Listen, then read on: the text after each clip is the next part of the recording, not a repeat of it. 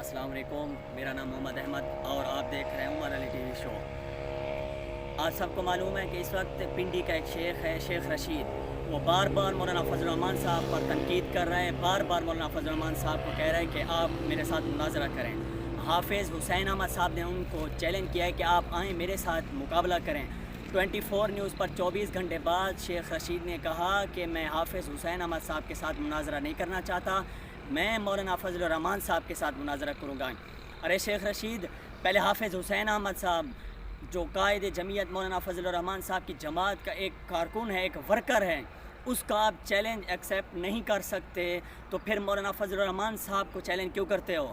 پہلے قائد جمعیت مولانا فضل الرحمان صاحب کے ورکر کا چیلنج قبول کرو، اس کے بعد مولانا فضل الرحمان صاحب کا نام لینا۔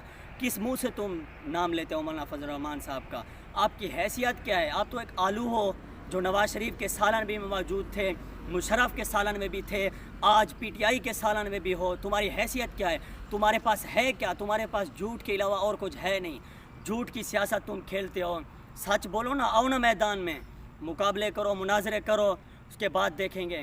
حکومت تو کوئی اور کر رہا ہے، تم صرف گاڑی میں بیٹھے ہو، ڈرائیور کوئی اور ہے۔ تمہارا عمران خان ڈرائیور نہیں ہے، گاڑی کوئی اور چلا رہا ہے۔ تم خود گاڑی چلاؤ نا، پھر دیکھیں۔ ڈرائیور تم خود بنو، پھر دیکھیں ہم کہ کس طرح تم گاڑی چلاتے ہو۔ ہمیں مجبور نہ کرو، ہم اپنے قائد کے حکم کے انتظار میں بیٹھے ہیں۔ جب بھی ان کا بلاوا آیا پھر انشاءاللہ دیکھیں گے کہ تم کس طرح ہمارے قائد کے خلاف بات کرتے ہو۔